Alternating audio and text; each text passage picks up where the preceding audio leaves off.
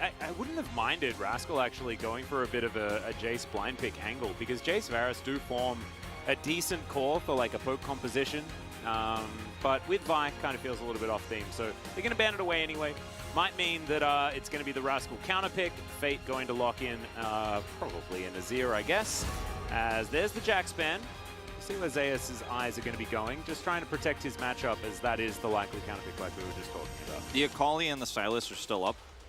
So if they want to put Rascal on that R5 counter pick, the Azir, as strong as it is for this existing draft, can be quite risky. They'll try to protect it a little bit here with the Sylas ban. Yeah. And, you know, Faker has not been an Akali prioritizer in recent times, and they'll just say, well, don't want to play the Akali, actually, just going to ban the Azir instead. Akali doesn't work extremely well with T1's comp anyways, so... Yeah, you want to have that mid-priority to really make sure that the Caitlyn lane can do exactly what it wants to do. Exactly. So Cassante going to be the consideration here, as very blind pickable. So Rascal can just go for that one, and then Fate can choose what he wants to do into that mid lane. Don't mind it. Yeah, we'll probably see a Gnar to come through here from Guma. We'll lock it in for Zeus, and question is, what is Faker going to play here? Because Victor isn't going to necessarily give you that guaranteed prio, but it is very strong with this comp and where it's headed, especially if you are planning on playing that Gnar, so... Can push pretty quickly, so I think like you can, if played well, yeah, can actually get it. It's not that risky of a blind mid pick, especially with what's been taken away. Also, Faker has, I think, easily been the best performing Victor player in the LCK. But outside instead, of Bulldog, maybe. Yeah, well, Bulldog has had some great laning stats, at least. I'd say this Fiora pick is not expected. Does open up a little bit of extra split pushing to get through that power trough for the Caitlyn, get that Victor to the later parts, rather than just trying to say, all right, we're going to have a better team fighting comp with a Gnar.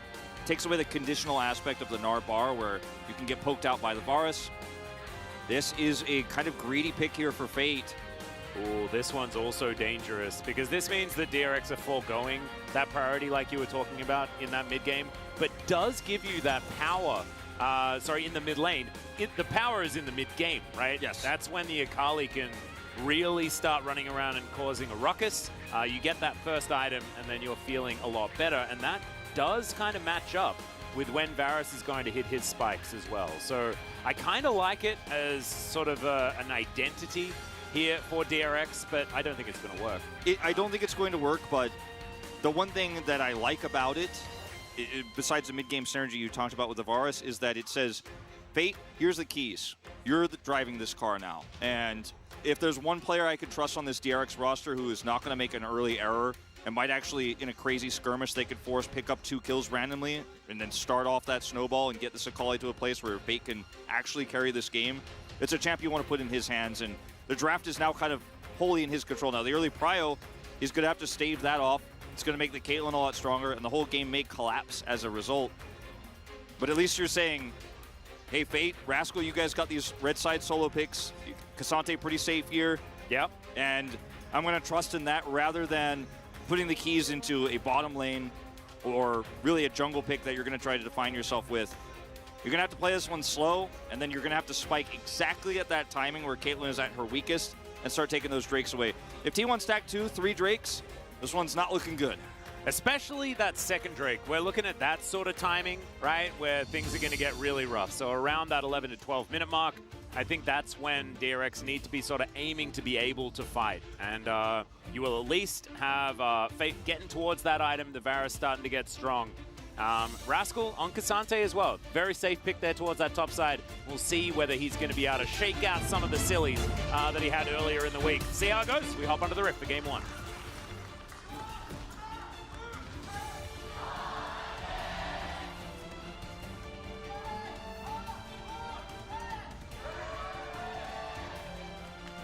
All right, DRX fans, a little bit less coordination when it comes to the fan chant there. Sounded like a little bit of a mess. Maybe hinting at some synergy with the team at the moment. Yeah, you gotta make sure you've got your fan club leader at the ready for that one to make sure that's coordinated. Yeah. I like the usage of Mantra here in mid from Beryl, just trying to find anything he can. Trying to win it on the bottom side is a lot tougher. They are going to move in. As Beryl just standing, he was checking to make sure he knew what. Yeah, that's a cloud. Yep, still a cloud. He was just checking. My immersion. The inscriptions. Yeah. He's actually playing first-person League of Legends, so he might have a little bit less spatial awareness, but all of that micro control, absolutely there. It's VR. I think it's VR League of Legends. So he needs to make sure that he walks into the pit to know that it's going to be a Cloud Drake first. Another thing to mention for what the growth of DRX looked like, by the way, for last year, is the coaching staff, right? Where Song was able to transform a very weak Spring DRX. You know, they had the good start, right? We talked about the, you know, Callista and the Zero and or Corki meta where they were finding success, but like the summer, they have like a 6th place team is, yeah, that's a problem. But Song really was able to turn this team into a powerhouse when it mattered most and then help them win Worlds. He's not on this roster anymore. No. He's over on FlyQuest with Prince and Vikla, so yep. It's going to take time also with a new coaching staff that hasn't worked with Beryl as closely, right, to get this one all in line. Yeah, and FlyQuest, I hear, doing pretty well. Yeah. So nicely done there. As Beryl just throws the Mantrid Q into the wave, trying to get a little bit of control back. Don't know whether they really want it to be pushing any further away from their turret because that's looking dangerous. And in fact, Octarm's going to miss 2 of that CS, and yeah, this is just going to continue. I do want to note some summoner spells here as well, as Owner is going to come around. Octarm has taken the heal. Cleanse exists, guys, for a reason. Hard CC is why you generally pick it. Things like Light Binding, Glacial Prison, even standing in a gravity field. You can use Cleanse in order to avoid those. It's really desperate, too, because in a lane like this, it almost indicates that there's a belief that this could be won. And have a reality check for everybody who may have that feeling of like maybe perhaps we could actually use heal and take an aggressive trade into this. Yeah. The heal you want is the pots. The consumable heal, that's the heals you want. Croco's going to come around. Look to fight this one out as there's the flash forward from Carrier, straight up hitting air. As Croco is unable to take away the blue buff. So it is going heal to value. It's actually, you know, trade flash for heal. You'll take that trade as DRX, am I right? Nailing it. Could have theoretically used Cleanse to avoid that issue as well, but I'm not going to drive the point too far into the ground. I'm sure that the spaces are going to do that for us. Yeah. We might drive it to the ground a little bit further if we see some Glacial Prisons connect onto Duckdom, who then subsequently is picked by all the long-range damage they have. Yep. We were actually we were having a little bit of a chat to Huni before as well, and yeah, he was feeling a little bit better about you know, the last couple of games yesterday, but I imagine this has probably not made him quite as happy. So Huni, if you're there, just we're with you, buddy, and hopefully everything will be okay in the next game. That was a really nice angle from Zeus here, but he might be punished now. Yeah, Rascal at 300 health is Alfred Gaming. It's our favorite kind of gaming. I don't know whether it's going to be Zeus' favorite kind of gaming, as Rascal pushes him into the wall. Riposte going to avoid a lot, though, as he is just going to walk it out. He didn't even ghost, guys. He didn't even press the ghost button, as Beryl's going to get taken down to nothing. That headshot hit for over 200 at this stage of the game. Very nicely done there from the bottom lane of T1. No and in flash. the meantime, Zeus just eats all of that pressure. And no flash from Beryl. You just, we'll watch it again, but just eats to death early here. Playing up in the lane, not respecting the power of this comp. Just sitting on the longsword, right? And you have your Mantrid Q for damage, but Varus does not do a lot of auto attack damage. It's more about what he does with his abilities early, and yeah, especially with the build that he's gone as well. We're going the lethality route. Yeah, the Comet. Beryl looking for a root. Well, is going to be able to find it there as the Mantrid Q comes through as well. Did have Ignite, but never really got in range, and also probably wasn't going to be able to kill. As Rascal fighting Zeus underneath his turret. Rascal actually feeling himself here at this point in time. Not winning in CS or anything like that, as the wave was in a great spot for Zeus, but let's have a look at this again. Carry in the brush at the furthest right spot. Beryl thought he was safe behind the minion wave, but there was an angle there for Carrier. Definitely less on Beryl in this case. Flash wouldn't have saved him unless he reacted perfectly there, and even so you lose your flash, but Could have done it if he was quicker on the trigger finger, but it was just a nice angle from Keria. And I think he could have flashed, but I don't think he ever survives. So I think it's a good idea not to use it. he flashed the binding maybe, or Yeah, you need to flash that bit. yeah, you can't flash after that. So reaction time just not good enough there. And again, kind of fooled by the minion wave, thinking that the binding wouldn't be able to hit him at that angle, but Ooh, bit of a rotate down here for Fate, who has hit level 6. this is what Fate's doing, man. He's trying to fish for an advantage early that you don't normally get, but someone makes a mistake. Fate's like, I will buy that Dark Seal, I will get my Death Note. Yep, start ticking off some names. See whether he can. Currently has a 5 CS advantage over the Victor, which you'd be feeling pretty good as, pretty good about as the Akali. Yeah, continuing to be a bit frustrating. Sort of got through the difficult part of the lane, as you can see. And now with the Merc Tread's going to be feeling pretty happy about how this one is going. Chaos Storm is going to try and sort of stem the bleeding here in this mid lane. Yep. I do love that from Victor's. Just I want lane control, and you just throw an ult at it. It's funny how Silas is also kind of the same way in this matchup. He's like, thank you for level 6, I will take this and get a little bit of breathing room to back, right? Yep, yep. The early Silas is like, please. Faker is going to just buy some mana here with this back, and then straight back in. Yeah, Carrier off to the side. Did take vision. Ghost, by the way, Faker did, so something to keep in mind going into the later parts of this game. Not going to be able to flank as easily or side lane as aggressively around objectives. Yep, I kind of love it though, because you can use Ghost in the early game very similarly to Teleport, depending on whether or not you can get the good back timings. With the extra movement speed, you get back to lane pretty fast. As Docdan taking a lot of damage, Ona moving over. I don't know whether there was any vision available of the Sejuani. Could just see. Wants to stay in experience range, I think, wanting to get himself that level 6 mark. We'll see whether he's actually got it. He did. And now he can rotate back over. Faker's here too. Yeah, ult comes in. Barrel, Inspire on cooldown for the next few seconds. Let's see whether Ona can land that ulti. And Chains of Corruption, they're going to be flashed. Light Binding comes in, and in the backline, it's going to be a dead Varus, but not before the Caitlyn goes down.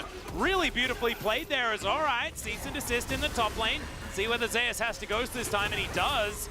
There's the grand challenge, though, and DRX gonna have to back away. Oh, man, this guy's pretty good. His owner is dead, and Fate's gonna pick up a kill. He is exactly the guy DRX wants getting these kills. They're on the board.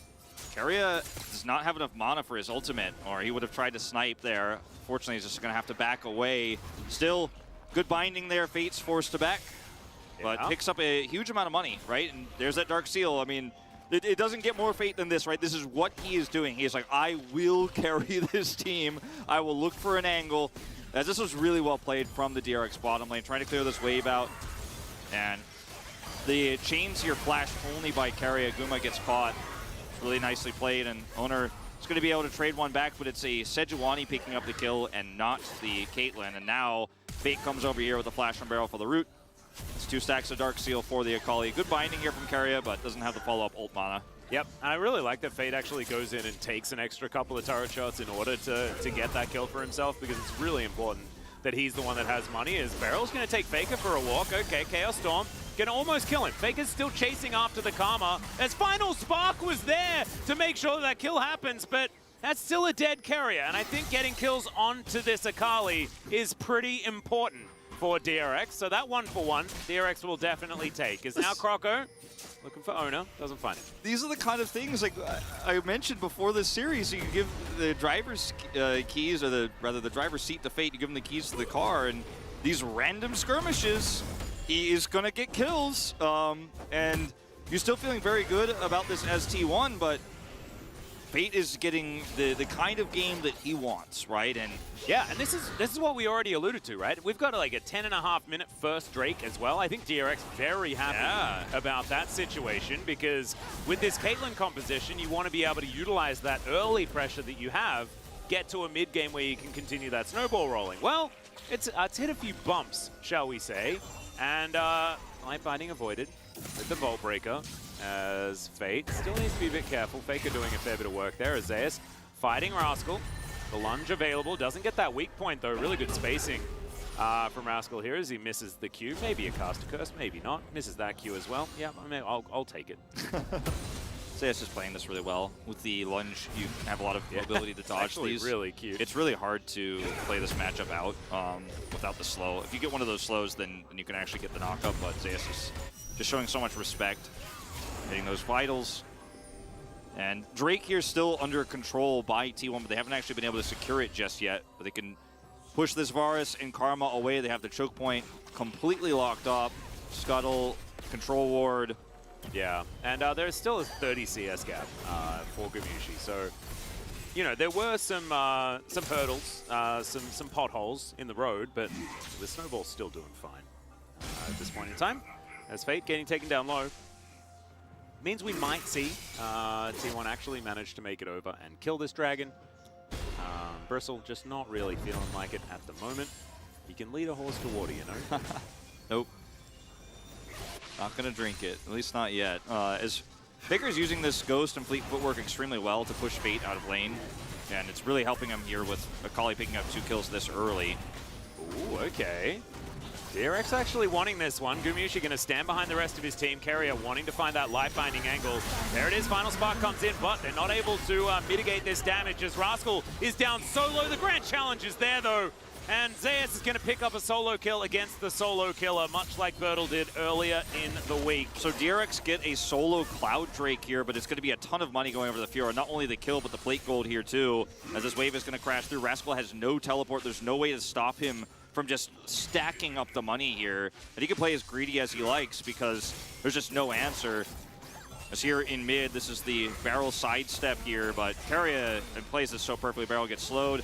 And then when Carrier uses the final spark, it's kind of checkmate for Barrel because he can't dodge both that and escape from Faker here. So steps to the left to avoid it, so Faker gets the kill. Carrier dies for this, so it's a trade.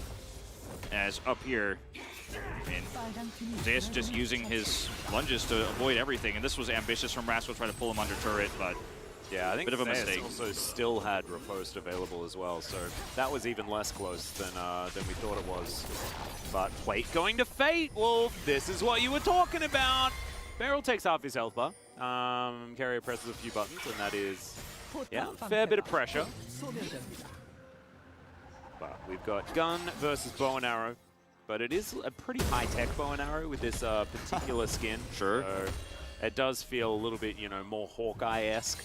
Yeah. Less like medieval versus modern day. Faker going crown this game, which we don't always like, but I think a lot of people are probably going to scoff because of the Varus and the Akali to maybe proc it as uh-oh. All right, Gumushi might be in trouble here as he's going to flash. There's the net as well. Beryl just trying to keep up with him.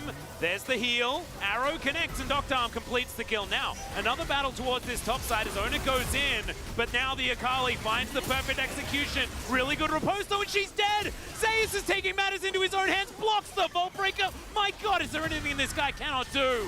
As Rascal, he's going to have to run away, and I think Wolf, like, right, just put the tick in the top lane, I guess. Yeah, I mean, look, oh my God. The game is not over yet, but this is a huge backbreaking moment here for DRX because that's all the Dark Seal stacks gone for Fate there. On the knife's edge, that fight could have been if it was Lunge wasn't so perfect there, and now he's just pushing this advantage even further now into the top side of the map. Oh. And as long as he stays out of range of Rascal looking for this ult, he should be fine. As going back to this exchange, I mean, Zeus here on the top side of the map. Victor's coming over, right? Faker can ghost his way through, has that crown. Lots of damage mitigation. By the time Fate decides to go in here, it's too late. And I mean, the ultimate here from Faker comes out the last possible second, dude. T1 played this fight not to win, but to kill all possible targets. Like, the way they played that was to maximize how much gold. Like, they walked in that fight like, okay, we win this no matter what. As, yeah, Guma did, unfortunately for him, step out a little bit without vision here. Good control ward there on the river. Was punished for this, but the lead for T1 everywhere else is so massive that things like this you feel good about, but not great. Well, Croco is going to come on over and look for Zeus. He cannot press his R button on him. A, because it's not off cooldown yet, and B, because Riposte exists. So Zeus is going to sidestep it. Rascal looking for a back timing. Going to have that one denied as well. And look, you know, like, we have been saying that games have been over relatively early, and it's a very snowballing meta, and it's often true. When it's a Fiora like that's playing this well and is now 2-0-1, like that's a win condition. Yeah. Like it doesn't matter what the rest of your competition is. That like her by herself, that is now win condition. I mean, secured. As owner is going to deny the Rift Herald that DRX died for. This is not a comp too with the Vi where you can punish her from pushing very easily. You need more resources, and Akali just isn't necessarily going to be it. Fate's trying to outplay this with the Shroud. Yeah, Faker is just pressing his buttons. We'll get out of there just fine, but Fate sort of sending a message. Crown complete here for Faker as well. Yeah, we can battle a little bit. We were talking about that a little bit earlier. Like the crown here for Faker is not something that we always like, but into this Akali and the Varus, you know, yeah, Varus can proc it easily, but you don't want to be hit by arrows and lose a lot of your health bar, and they'll lose that ability to battle and give an Akali a chance to come in and sweep you up. So I actually do like it in this case, especially with the lead they have. Like, he might have not have necessarily built it if they didn't have such a strong bottom side and such a lead with this Fiora. Now, Fiora went bottom here to try to lane swap and grab another turret. There's no one picking up the slack here. Faker kind of stayed mid with his Drake spawning, so Rascal is going to kind of seemingly out of nowhere take an entire turret and TP in.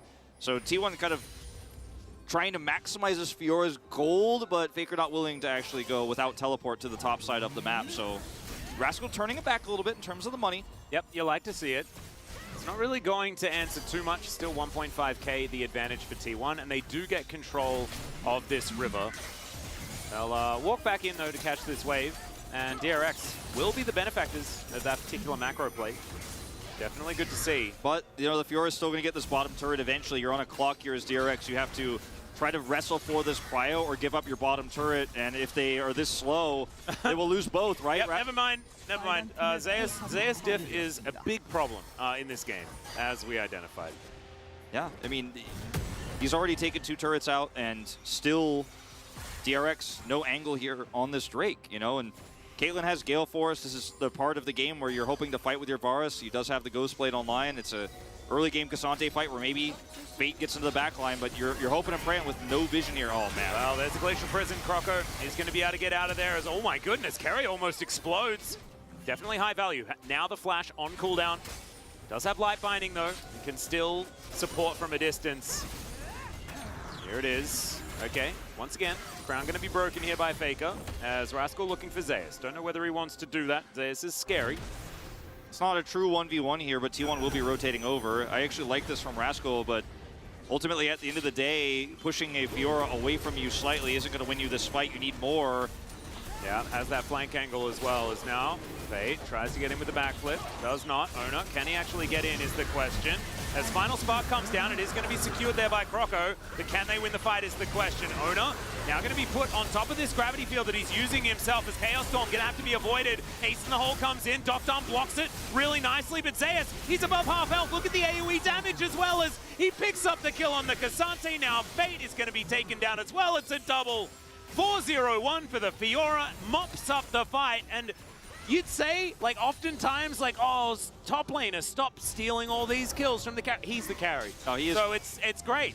It's beautiful. It's where you want him. I mean, Caitlyn's picked up so much gold, too, anyways, this game. 3 assists, that kill from earlier. Already has a BF sword online, and he's going to be doing a ton of damage in this next fight regardless. But this is Zeus just saying, I will come into your backline here, so you guys have to be decisive. And Rascal decides, okay, I've got this knock-up set up, Croco's here, we got a single target. Unfortunately, that target is a Sejuani, and Faker's ult alone pushes them back, and then Zeus is just like, this is my playground. Chaos Storm on top of a Fiora. And the target selection at the beginning of this fight was problematic for DRX alone, but then trying to turn it around, not able to focus down the Fiora, just too tanky at this point, so far ahead. It's a disaster. And yeah, you got the Drake. 2 Drakes stacked here. That's one of your win conditions. But what it cost you is the problem. And now T1 can potentially stack up 4 Mountain Drakes with a Sejuani, which would be pretty impossible to deal with if it wasn't already.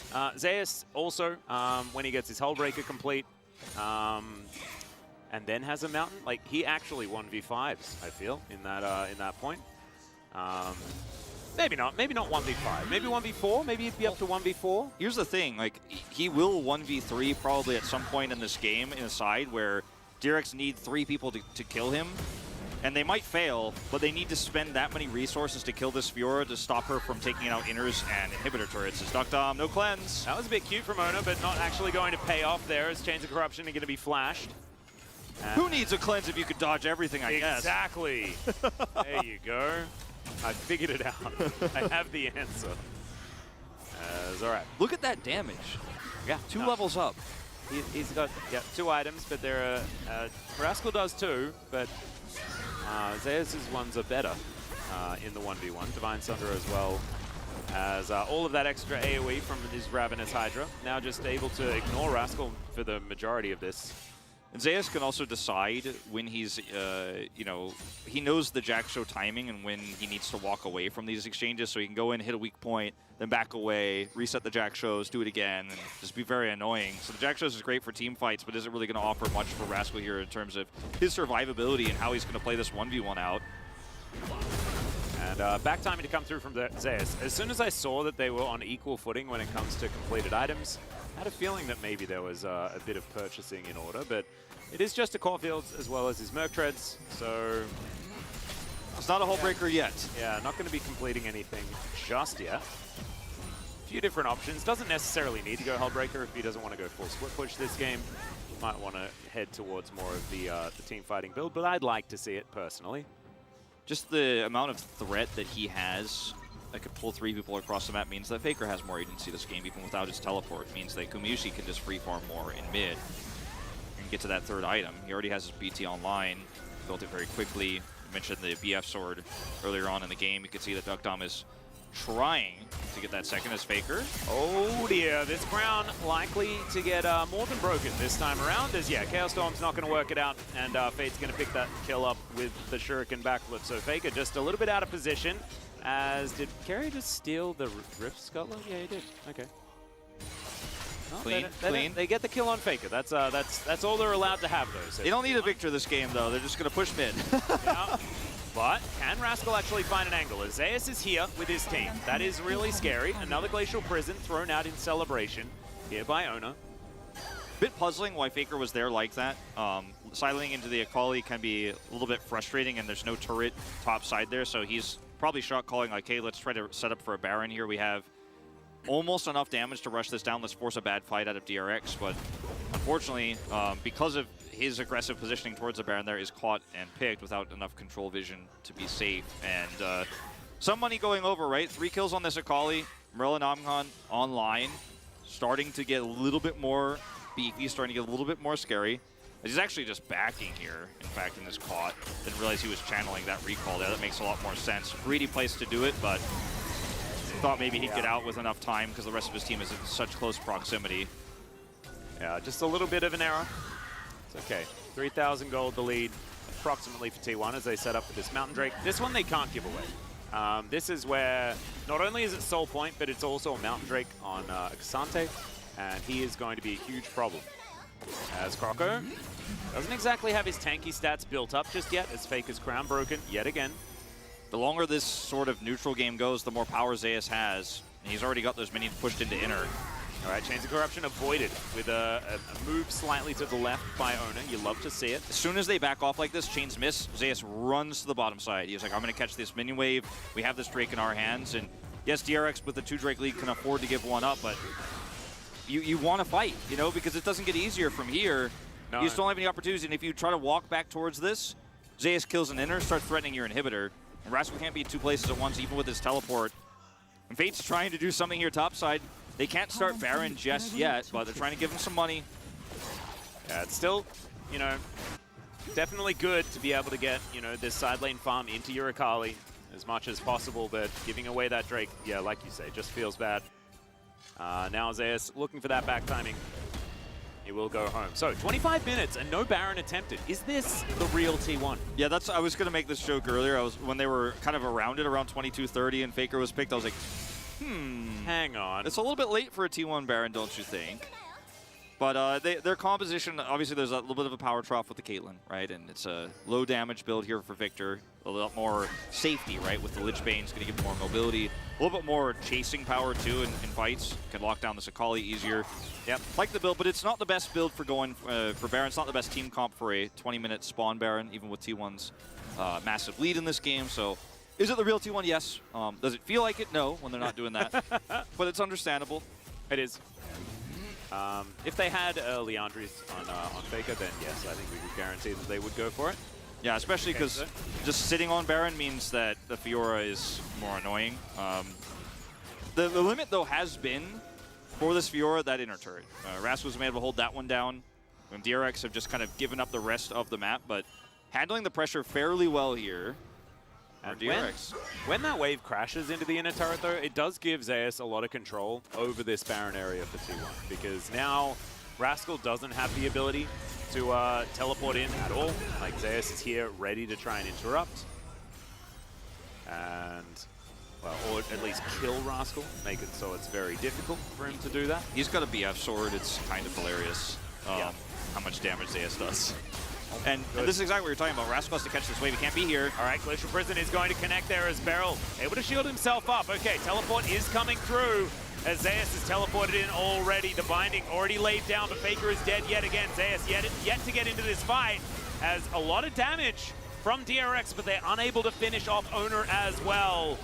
Okay, decent Q from Rascal as the 1-for-0 in favor of DRX comes in. You feel fantastic about that as Zeus going to get jumped on. Owner over to the side. He gets across the wall, and it's so sad that DRX, they managed to get the pick onto Faker, but there isn't really much ability to actually wrestle anything back. Yeah, and it takes so long to kill him, too, because he has this crown that T1 do a lot of damage in the interim, and that teleport from the Cassante is just instantly shut down by a light binding, so there's no way to actually force anything after this. This is a big overextension here on a Karma that has a lot of shielding, right? And then they're like on two schools of thought. Like Owner and Faker, like, we push this. Keria and Guma are like, we have a Cassante TPing under our back line. And Owner does flash away. His Aftershock once again getting a ton of value for him. Rascal is caught by that light binding and buffers it one more time, but the fact that he was caught initially on that teleport means he can't get the kill or help get the kill onto Owner. But the fact that Faker bought so much time and so much damage was done by Guma means that they can't actually chase any further. So it's like, once again, small victories here, these small pickoffs. But if it doesn't happen right before an objective, it doesn't lead to DRX getting something greater. Feels insignificant at the grand scale of things. Certainly does. Zeus clearing out vision in this bottom side river. T1 setting up once again around this Baron. They'll be able to shake off that one pick. And as you can see, didn't change the gold in any way, shape, or form. Spirit Sojourn done for Zeus. We were wondering whether it was going to be the Hullbreaker or whether he was going for something that could just offer a little bit more. In this one, more damage. Yeah, more damage, straight up. When we saw the BF sword, it became pretty clear, but it was one of those moments where you're like, let's wait and see. And Zeus has so much agency in this game in terms of what he could have done build-wise. The Hullbreaker makes him more of a big threat, but this is going to give him a little bit more power in team fights too. Yeah, I like it. And when Faker is kind of a pseudo-tank with that crown, and the Caitlyn can shoot over the back of his head while he is absorbing all that damage and doing a ton of it too with his Chaos Storm, the Fiora has a lot of soft, weak back targets to look for. Well, now we've got Zeus having to work on his repose timing. Let's see whether he can actually do it as Vault Breaker comes in. Doesn't use it on that one. There it is. Okay, can Zeus actually find this? Is Rascal's going to turn up as well? Grand Challenge going to get issued. He gets a bunch of health back, and look at how fast he's running with this Ghost. The flash comes down from Croco. Now, Zeus looks for it, but Rascal's going to pull him away. In the meantime, the turrets are falling down, guys. And Zeus will get taken down. There's 1,000 gold for Rascal. Their base kind of looking in tatters now as Faker's going to take the inner as well. I told you, Atlas, there's going to be a time where you 1v3s and T1 get the rest of the map. It's just, these things we just know are going to happen, right? This draft from T1 is just so textbook. Yeah. You know that he's going to push the limits. He has his Spear of Shojin. And then he almost trades back the kill onto Croco, but his sacrifice is not in vain. T1 have so much map control. They grab a Drake from this. DRX, because of this ward, can't sneak a Baron. They may try to rush this one down. TP, no TP for Faker, rather. Yeah, Faker is actually clearing out this wave right now. Teleport in from Rascal as T1 gets the info. So, can you stop this Baron is the question. I think the answer might be no, as Gets over the wall, you love to see it. Okay, Faker gonna be engaged on. The turn is good as he goes golden. Teleport in. Now Azayas has just respawned. Can he actually do anything? He's surrounded by everyone. Perfect execution now on cooldown. Permafrost does find the Akali as Beryl gonna be knocked up. Gumayusi relatively untouched. Gale Force is gonna be used, moves forward, grabs the Karma, and now T1 are starting off this Baron. 4 versus 4 at this point in the game. Yeah, and now, I mean, with these Caitlyn traps here, the approach is awkward, hoping for a miracle steal here. They need to turn as well, though. I mean, this is W-empowered arrow from Varus and a Vi over the wall with Smite. No flash. This is kind of awkward, as you say. Definitely is. Zayas moving up. Not a lot of vision available as Croco sees the number now as Grand Challenge comes through. I love it. Oh, he was trying to pick up the Baron before it reset. Zayas is fighting Fate over the other side. It's actually just beautifully done by T1, though, as now they can get them out of the way. And Docdom and Croco not going to be able to get in there. Final spark comes through. Kerry almost dies, but he's absolutely fine. And no smite required in the end. Very scary moment there, you know, for T1 when it looked like it might be a 50-50, but as you said, they handled it so well. This is quite bizarre. Faker feels a desperation, just kind of walks in here and sets up a gravity field. I mean, that stops the DRX Baron. It's good enough, right? And he has, because he has the crown and the Zhonya's, he kind of essentially pulled him off of this. And from this point on, it's reset. And now T1 have Zayas 1v3 on the right side, and all that Caitlyn glass cannon damage is being put to good work here onto Beryl. And then we fast forward to this part of the fight, where Croco so desperately wants to steal. He has a control ward on this, but it's such a rough timer here for him to actually try to take this away. And they pull the trigger on the bottom side of the fight. He goes over the wall, but T1 turned perfectly, are not focusing Baron, so he's in there at 4,000, and now he can't get back in when it matters most. Zayas zones them out. Such a long and clean, patient fight for T1. It is really beautifully done, and this does show an evolution of T1. Oftentimes, they like flipping. This was not a flip. This was just them holding on to an area and doing so really beautifully. Croco on a flank angle. Wants to be able to find Gumayusi. I mean, look at how huge his health bar is. My God. Double Mount Drake's now built up here as well for T1. Just got a lot of defensive statistics. Is only going to be able to get over that wall. They break open the base on the top side. Now just need to get their minion waves in order. This final spark does come through as well. Coordinated backs for everyone. Ooh, man, that was almost perfectly timed. And like Kellen, Keria builds the Mikhail's second here. Shirelia's, Mikhail's, making it so much more difficult to pick any of these targets here on the side of T1. Even if you get a Chains of Corruption, which hasn't really been very easy here for Duckdom so far this game, besides the first one he had under turret. He's missed a lot of them, but a lot of that's the range problem and how quickly you could just be blown up. If you're in range to hit a Chains of Corruption, you're also therefore vulnerable. He didn't take Cleanse. He has no Mikhail's for Beryl. So he will get one eventually, but I don't know if the game is going to go that long. Well, now, Rascal going to be fighting Ona. There's the Grand Challenge. Decent snare, and that is going to net them the kill. And Croco was thinking about a flank, but before he could do anything, his top laner was dead. And so that is done. Elixir of Iron now running on Ona. Look at how much health this guy has. He's not afraid of anyone. Nope. Gumayusi going to walk up this bottom lane. It's a lot of, you know, dot and I's, cross and T's. This was in the textbook, kill all the structures and then kill the Nexus. This one out. So it's an eclectic draft here from T1, to say the least. We'll see whether it does work, as DRX have something very, very standard. I do really like being able to pair Ashe with a champion like the Sylas that can steal things away from T1. This whole draft could have been so different if there was a Caitlyn or a Varus in that third slot, right? You could feel like a lot better about your Ashe bottom side pick. You'd have so much more flexibility in how you want to draft this one out, but because of the Nidalee forced denial here, like you tried to choke Owner out with the Poppy and Vi bans, but then he becomes even more powerful and even affects your draft because of this Nidalee pick that he's so good at. And it feels like DRX tried to stop something from falling apart in this draft rather than building a strong foundation, you know? Yeah. It feels like clutching to a toppling Jenga tower rather than building an amazing, you know, really clean Lego set or something like that. And I don't hate the draft or anything, but all these pieces don't work necessarily well together. It's like, okay, well, they got the Caitlyn support pick. Well, we're going to run Jhin into this. Like, this can work, but is it strong into this? No. Could we took the Renekton away? They can't have that. But does this work with our comp very well? It works okay. And I think T1, even though the draft is very unusual, it's proven. Nidalee, for Owner, proven. Caitlyn support with the Varus for Keria, proven, right? Yeah, and just to go back to it, because there have been a few memes about Owner's Nidalee, he does have over a 66% win rate on the champion. So even though he does get a few things being thrown his way about some of the games, definitely has found the victories.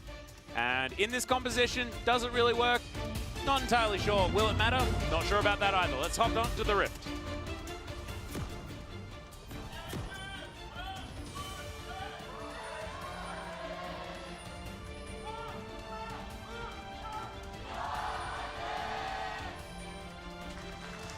All right, T1 fans out in force as per usual. Zeus doing the Scion thing, which is standing in a brush at level 1 and hoping to charge a full Q onto people. Spear not going to connect. Still have to respect that they're in that bush potentially. With the Ashe, you will potentially lose the game if you just walk into that. Yep. Really good check though with the Nidalee. Going to be starting the blue buff off, looks like. I thought perhaps, but no, pathing top side, so we'll be trying to make an impact bottom there.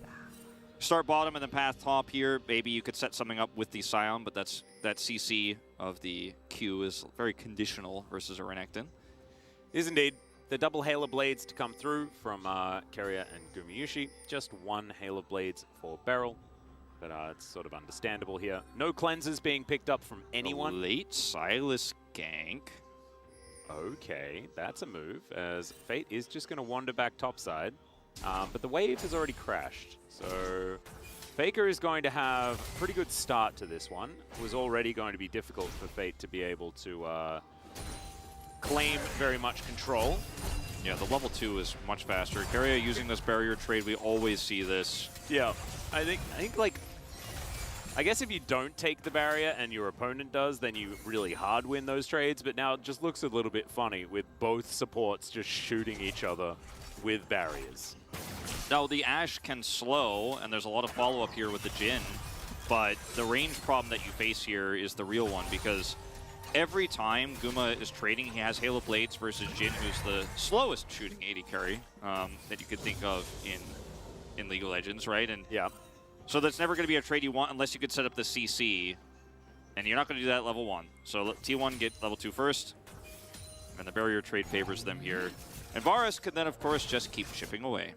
Yeah, throwing these Qs all the way through. Speaking of which, Owner is going to come down towards this bottom side. It's been almost a year since we saw our Nidalee last. It was Canyon. Remember that game? One. Yeah, I remember that game. What happened to your hair after that one? It became a little bit more absent after that game. Thank you very much for reminding me there, Wolf. It was pretty good early game played by Canyon in that one as well. Spear is going to connect onto Beryl, speaking of which, as Doctarm getting taken down so low. I mean, that's completely aside from the fact that the Nidalee is here, that Doctarm is almost dead.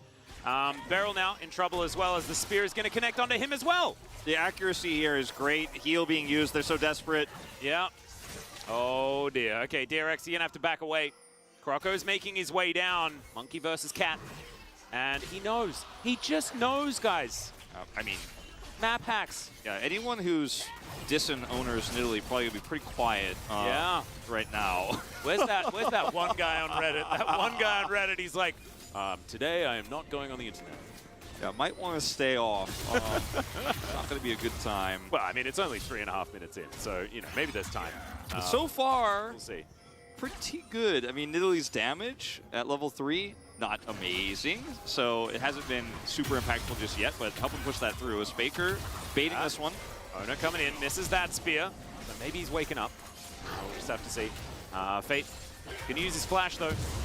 So still, successful gank here by the Nidalee, as Owner just pouncing forward, having a good time, trying to get this wave into a good spot for Faker, as Crocco a little bit behind the play. Of course, Nidalee pretty good at just doing stuff real fast.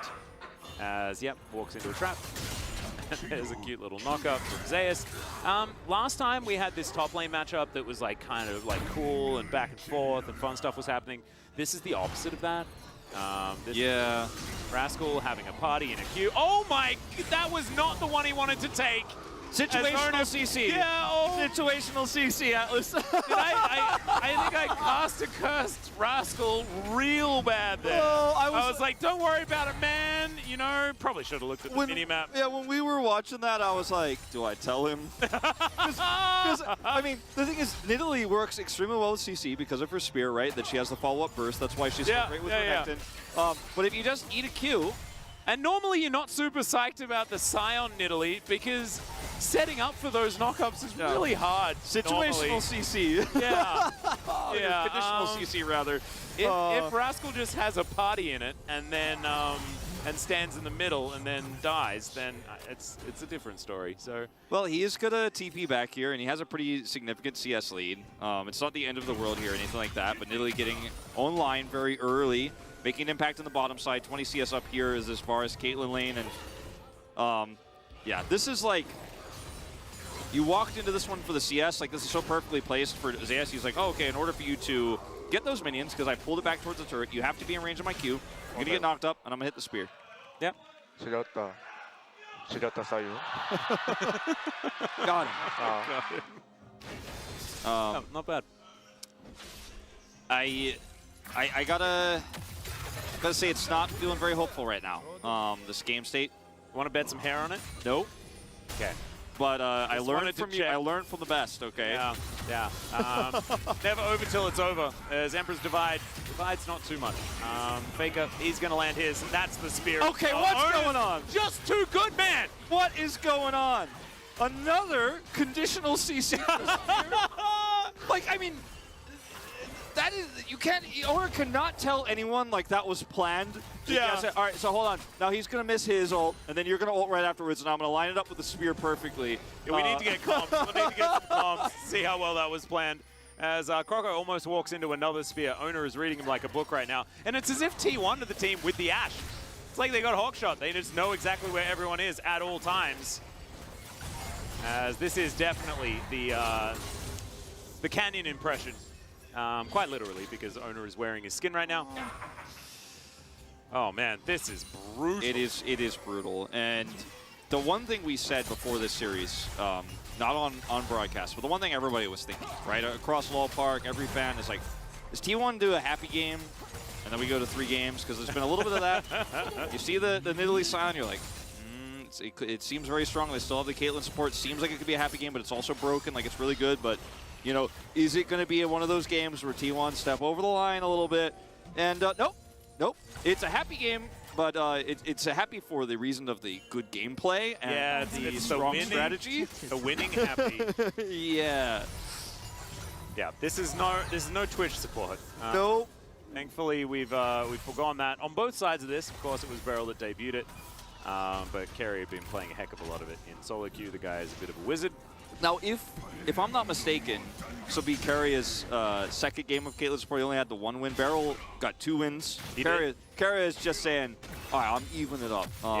This guy's not have a better win rate on Caitlyn support than me. I am the one who pioneered this pick, and I'll beat the man doing it. Yeah. And also, Beryl's Caitlyn support left a little to be desired. Certainly did its job, but he had some moments in that particular game. Very entertaining. And this is why we go back to, if there is anyone out there, Atlas, who's like, maybe they didn't ban that 3rd one on purpose. I just direct you to the bottom 2 champion portraits of T1's team. Yeah. And I think the argument is over, this is the one where Owner's like, okay, now hold on, get him. Look at this. Oh, perfect. Just deliver me the spear, please. I'll allow you to have the kill. I think that was what happened. It was all just coordinated and planned. I have no doubt in my mind. All right, Deadly Flourish will connect. Spear misses this time around, though. Can't hit them all.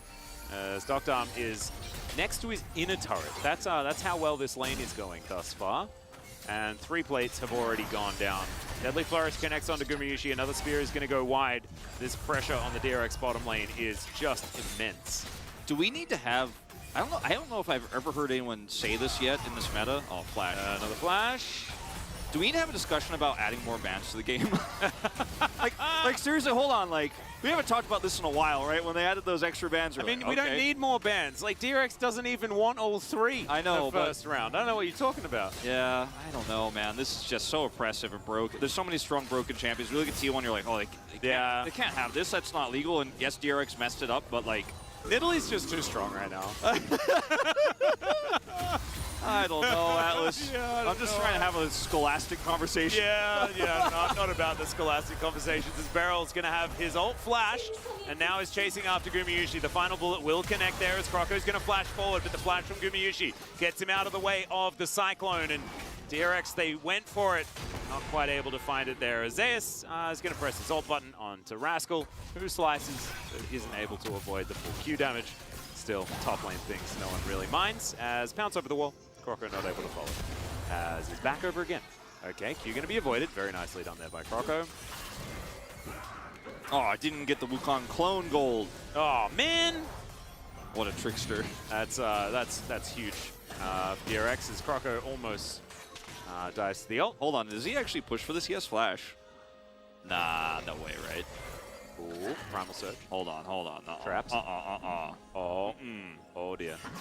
Oh, he picked the wrong brush. Crocco's still going to stop the back. T1 likely to get this first turret blood right now. As, yeah, boom goes the dynamite. All right, I can't do it anymore. I have to leave. All right, Beryl's going to fight this one out. Can he get the double kill as Gumayusi's dead? Oh, Carrier's in trouble as well. That's why he wants the skin for this champion. He's too good. Supportal combat! Oh, this game's a little bit okay, hold on. Fiesta territory as another arrow is going to connect Beryl. He will die on his own terms, Owner, as Carrier is the one. A solo kill, if you will. I just didn't have enough time to get the execute. Feels bad, man. Beryl almost single-handedly turning this game a little bit slightly. Yeah, I was going to say around, he's going to turn this game into less about 5 degrees of a dire situation.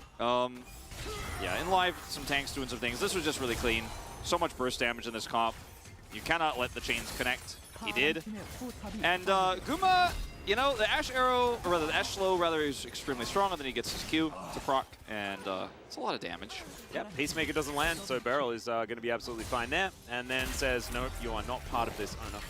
I will give my kill to Carrier. He deserves it. And look, maybe he does. Caitlyn supports no. Yeah, they do. That's Caitlyn support synergy right there. Deserves that money. As Umbral Glaive now completed for Carrier, has his most important item, and Beryl going to be tagged with that one. Oh, the vision, allowing Carrier to get a little bit of extra poke, as the spear is not going to connect. But, oh man, it is so hard to enter darkness against T1. It really is. The Umbral Glaive is much accelerated here for Carrier, and it's really difficult to fight your way through. Spear's not connecting here, so maybe isn't Jin angle. Well, the Chains of Corruption are going to connect, and Gumayusi just kills Beryl. That's immediate revenge right there. That was too much damage as well as Crocco. 3-man Cyclone is massive as they take down the Varus. Crocco in a bit of trouble as Zeus picks that one up, and now Carrier trying to kite it out against Doctarm. Zeus, can you actually get over there to the Jin, though, is the question. As Owner playing it pretty safe as the spear connects. Another knock-up is going to come down, and Faker he's not gets done. Another kill. He's over the wall. Doctarm underneath his turret, though. And so he will survive for the moment. Oh, it's so close to get him with the Emperor's Divide there, but Doctarm lives to tell the tale about this game too here in this DRX T1 series. Yeah, lives to write the story of, like, the warning of this cat lady. Keeps throwing sticks at me. It's just not... Is it okay that it may be the 2 best Caitlyn players are on the same team? Now, definitely have a word. All right. Like, he's like, hold on, you got to put me in that conversation. Well, but I'm like, I mean, hold on. This is one of those favorite superhero moments, like at the water cooler. Well, Faker gets his back stopped. There's the curtain call as he shifts and he's just out. Yeah. So, you know those conversations you see on the sitcoms where, like, does Batman beat Superman? There's like somebody tomorrow is going to be like, did you see that game last night? Is Carrier better than Deft at Caitlyn? I don't know. Like, you have to think about this. yeah. Playing support's not a fair conversation, but there's 2 great Caitlyn players on this team, and you let them have it. Just let them have it. Okay. So wait, so Keria and Gumushi are both undefeated on the Caitlyn. Yeah. So, but Gumushi's 9-0, and Keria is about to be 2-0 if they can win this. Man, it's actually, there's a lot on the line here, because if you think about it, if DRX win this game, then Keria goes to a 50% win rate, and that conversation that you're asking to have, Wolf, I just laugh. I'd laugh you off the stage. Yeah, it does make things a little bit more complicated, doesn't it? Yeah, it does. It's a real worry. We'll see whether Keria can hold on to that 100% win rate, because that is when that water cooler combo becomes far more interesting, like we were talking about. Yeah. That was actually very nice, securing of all those minions underneath the turret. If Keria loses here, it's like asking if Aquaman could beat Superman, you know? Yeah, and Doctarm is going to die. Faker picks that one up. I'm not sure what that was. Was that... Scorch, perhaps? Yeah, maybe Scorched. Sometimes you get Scorched to death. And outer turret is going to fall. And as soon as this map extends, just go back to the game for a second. Yeah, no, just talk about just nothing for a bit after that, because we won't really need to. As opening up the map against this squad that has an Italy and has Varus, has so much pick potential, it becomes so difficult to play this game, especially as Croco, right? Like, how do you walk into your jungle? You kind of just can't. No, you cannot. You have Emberglaive clearing this stuff up. You have so much single target damage. All it takes is 1 CC. Look at this. Look at Owner and Keria in unison. Bam, bam, Guma's arrow, triple threat. Like, that is insanity damage when you're this far ahead. Even when you're not this far ahead, it's pretty crazy. And like oh, they used all their tools, maybe we can fight this. Like, it's a good attempt from Croco, right? It's a really nice knock-up. They're all quote-unquote overextended, like they're in Cyclone range, but you don't have any follow-up damage. Doctarm is just out of the picture. And then once again, Scorch. Ouch. Yeah, that hurts. That hurts. That's that, the buff to Scorch, man, really has. It's turned the tides in League of Legends. It will never be the same again. The Scorch on Faker here. It's not the double Comet lane or anything like that, so... He's also crowning one more time. Yeah, I'm not sure how I feel about this, considering... Yeah, there's Wukong, there's Renekton, there's a Sylas, there's a lot of threats, but when you're this far ahead, I guess Faker is the type of player who's like, all right, I'll be the one who's measured, okay. Yeah. And he's also done the most damage in the games. Yeah, yeah. Must be eking something out of this build, as Fate is going to collect himself the Emperor's Divide. Rascal splitting quite nicely here towards this bottom side, as Teleport going to come in from Faker. Zeus going to join as well. Let's see where the unstoppable onslaught is going to come through, as the knock-up is avoided by Rascal moving through him.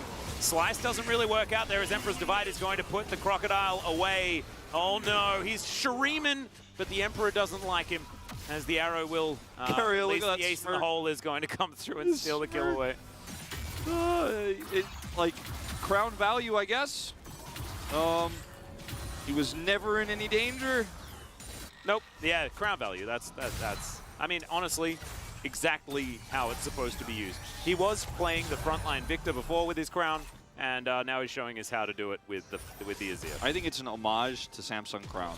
Yeah, I love it. I like that.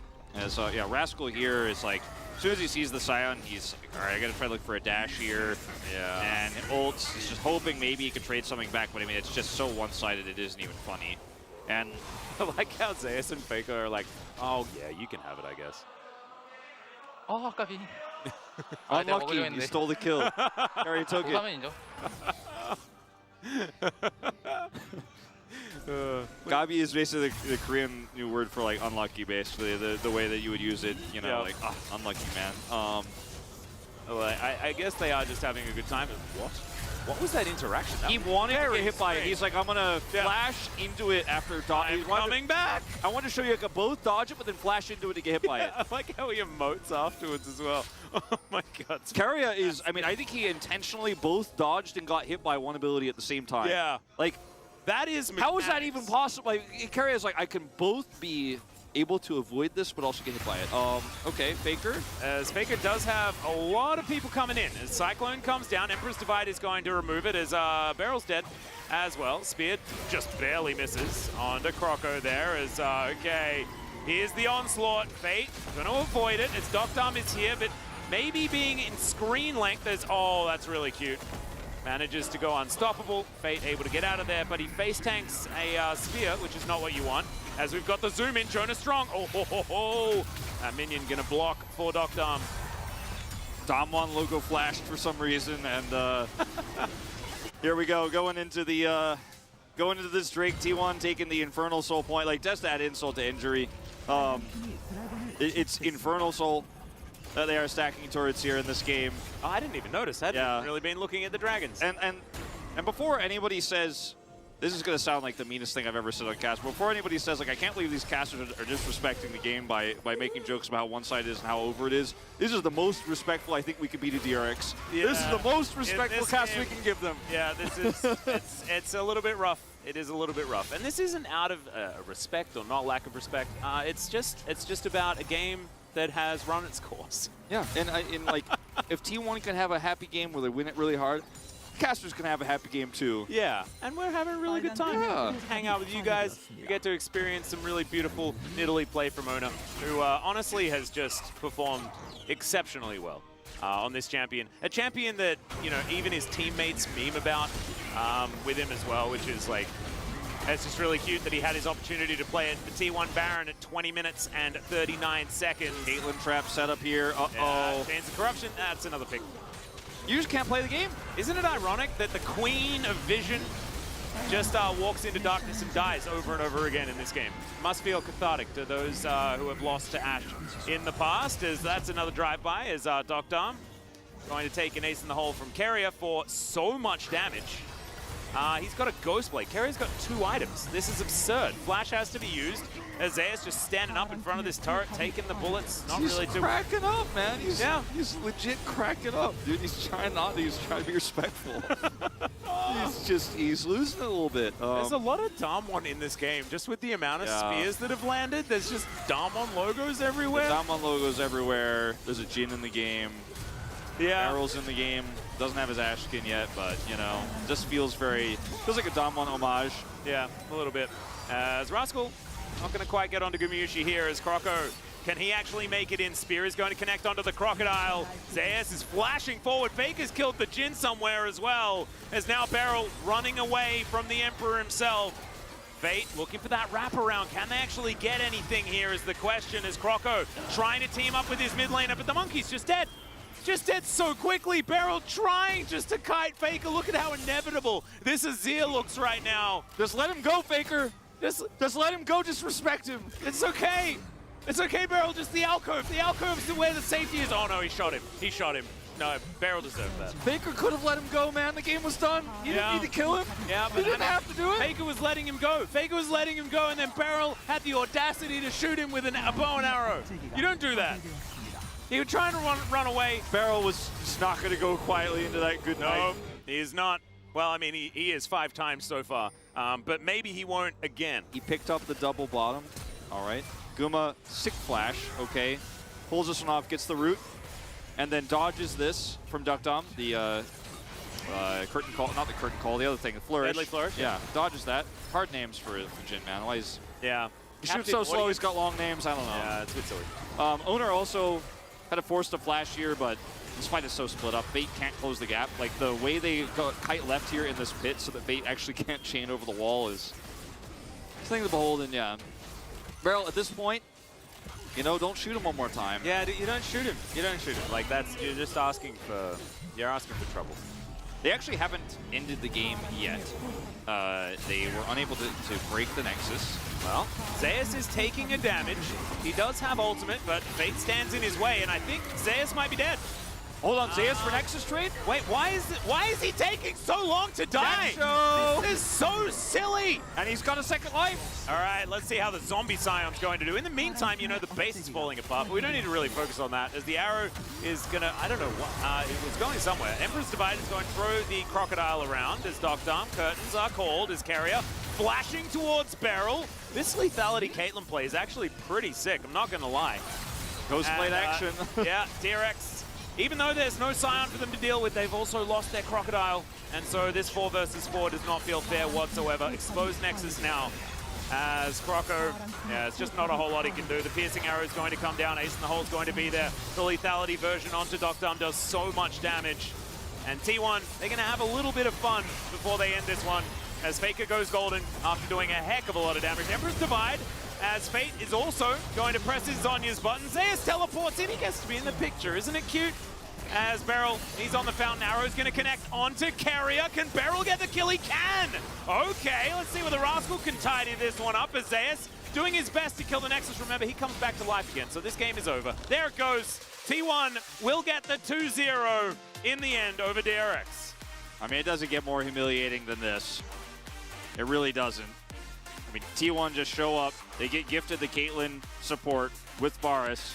They play the laning basically perfectly, have owner camp bottom side. He's like, I'm just going to play Nidalee. We turned this into a bullet hell game, and I mean, game one was kind of one of those games where you're like, all right, T1, man, they're the better team. Like, they had a solid draft here, played the early to mid extremely well. Faker stops that Baron. You know, there's a lot of back and forth, but T1 are always in the driver's seat, always ahead. Doing This it game again. Oh no, it was owner that trolled